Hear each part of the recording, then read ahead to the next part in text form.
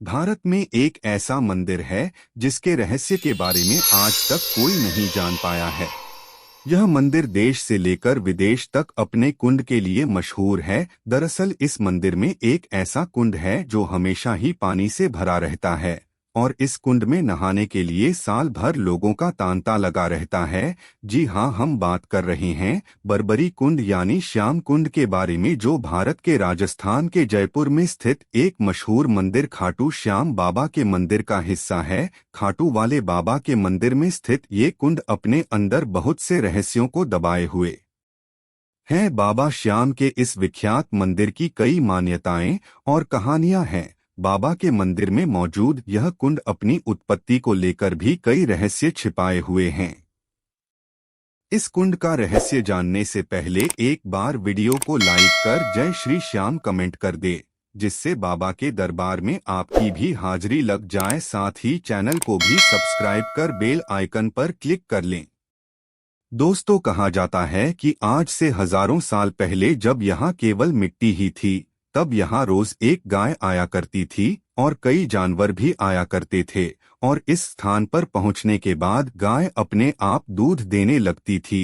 रोज हो रहे इस घटनाक्रम को देखने के बाद आसपास के इलाके में रहने वाले लोगों ने वहां खुदाई का काम शुरू कर दिया और जब उन्होंने गड्ढा खोदना किया तो उनका सामना एक गजब रहस्य से हुआ। दरअसल खुदाई करते हुए जब वो लगभग 30 फीट तक नीचे पहुंचे तो उन्हें एक बक्सा मिला जिस पर लिखा था बर्बरीक। कथाओं की माने तो इस बक्से के अंदर महाभारत काल के बर्बरिक का असली सिर मौजूद था, जिसके बाद वहां मौजूद लोगों ने इस बक्से को ले जाकर उस समय के राजा रतन सिंह को दिया। चौंकाने वाली बात तो यह रही कि जिस स्थान से वो शीश प्रकट हुआ, ठीक उसी स्थान से पानी का तेज प्रभाव शुरू हो गया, जिसे आगे जाकर श्याम कुंड कहा गया। हर साल लगने वाले मेले में आने वाले भक्त पहले इस कुंड में आकर नहाते हैं और फिर जाकर बाबा के दर्शन करते हैं। आखिर क्या है इस श्याम कुंड की मान्यताएं? श्याम कुंड को लेकर कई तरह की मान्यताएं जताई जाती है। कहा जाता है कि श्याम कुंड में नहाने से कई पाप दूर हो जाते हैं और अगर कोई बाबा के दरबार पर पहुंचकर अच्छे और निश्चल मन से कुंड में स्नान करता है तो उसे एक नया शरीर मिल जाता है। इसके अलावा अगर कोई हारा हुआ हो, उसका कोई काम ना बन रहा हो और वो जाकर बाबा के कुंड में स्नान करे तो बाबा हारे का सहारा बनकर उसका साथ देते।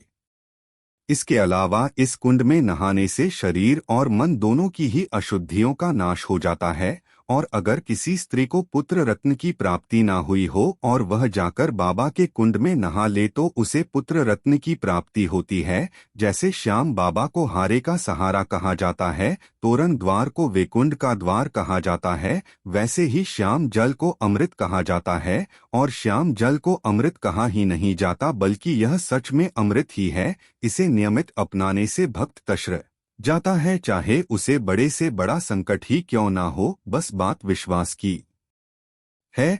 यह बात मैं अपने पर्सनल एक्सपीरियंस के साथ कह सकता हूँ। जो भी श्याम भक्त खाटू जी के श्याम जल को सच्चे मन से और पूरे विश्वास के साथ अपने घर लेकर आता है और इसको नित नियम के साथ अपनाता है, उस भक्त को चाहे कोई भी पीड़ा हो, कष्ट हो, आर्थिक परेशानी हो, चाहे बड़ी से बड़ी बीमारी ही क्यों ना हो, वो सब दूर हो जाती है। बस आपको इसे पूरे विश्वास के साथ अपनाना पड़ता है। श्याम जल, जिस जल से श्याम बाबा को हर अमावस को स्नान करवाया जाता है, उस जल को श्याम जल कहा जाता है। इस जल की एक एक बूंद श्याम बाबा के मुखड़े को छूकर निकलती है। इस श्याम जल में बाबा के पावन चंदन का भी मिश्रण होता है, जिस बाबा के दर्शन मात्र से ही मरता हुआ व्यक्ति भी जीवित हो जाता है। हारे हुए व्यक्ति को सहारा मिल जाता है, सबकी मनोकामना पूरी हो जाती है। तो श्याम जल के बारे में तो कहना ही क्या।